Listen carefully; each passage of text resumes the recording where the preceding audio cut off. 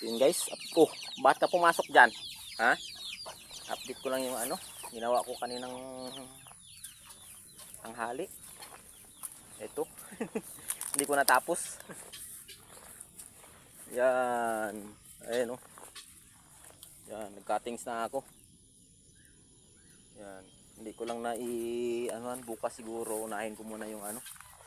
Dito na lang ako maglagay ng atip para malapit at saka malilim.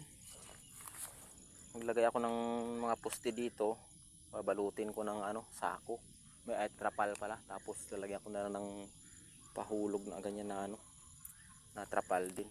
Dito naman kasi maganda naman kasi flat naman yung lupa dito, kaya dito na lang siguro. May area naman na medyo malaki-laki. So yun muna siguro ang gagawin ko. Ang problema ko maghanap ako ng kahoy ng pampuste kasi nga wala tayong makuha ng kahoy dito na maganda-ganda. So yun, padilim na. Hindi ko natapos guys. Doon natumba yung dalawa. Medyo malakas-lakas kasi yung ulan kanina bigla lang Ito naman pag na nalagyan na natin ng dingding okay na yan siya. Dingding at saka atip. Kahapon ko lang ito kinating guys. Tapos kanina hindi ko natapos ipulibag. So, hindi naman yan masira agad. Lalo't naulan na naman kanina. So, okay lang yan. Lalaki ng may mga bunga na malaki na. Ayan, mga hinog na may mga bulaklak pa. Yung unang salang natin guys na-failure yung kalahati, sayang. Dahil gawa siguro doon sa ating lupa na nilagay, yung may pupo ng ating guti. So hindi pala dapat ganun. Kasi may tendency na mapunggos. So sa 100% na natin,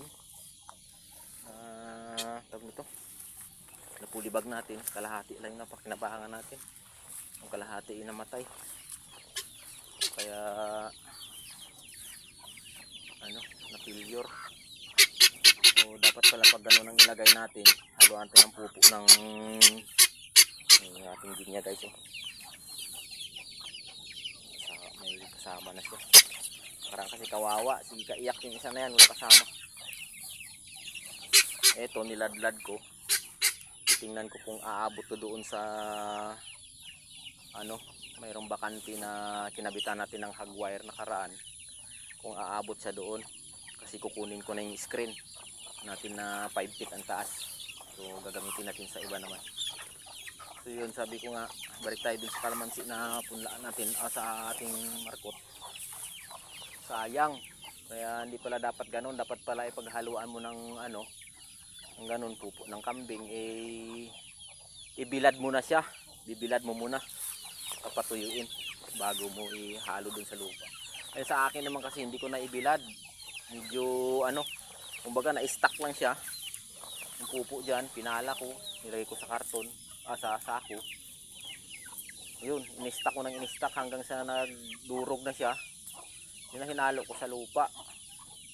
Kaya pala may nakapagsabi sa atin, isang subscriber din natin, na hindi pala ganun. Kasi siya may alam sa agriculture. So bumisita dito yung nakaraan. So nakwento yun sa akin na hindi pala ganun. Dapat pala pag may mga ganun, ibibilad muna para mamatay yung mga bakterya bago ihalo dun sa lupa na paglalagyan ng punla. Yun lang. Saka padilim na rin kasi. Ayun, no? Hindi ko alam kung maganda ang kalsada dyan, kung kayang daanan ng tricycle natin guys basa na naman yung upuan ko. Yun lang guys, hapon na rin kasi. Bye bye.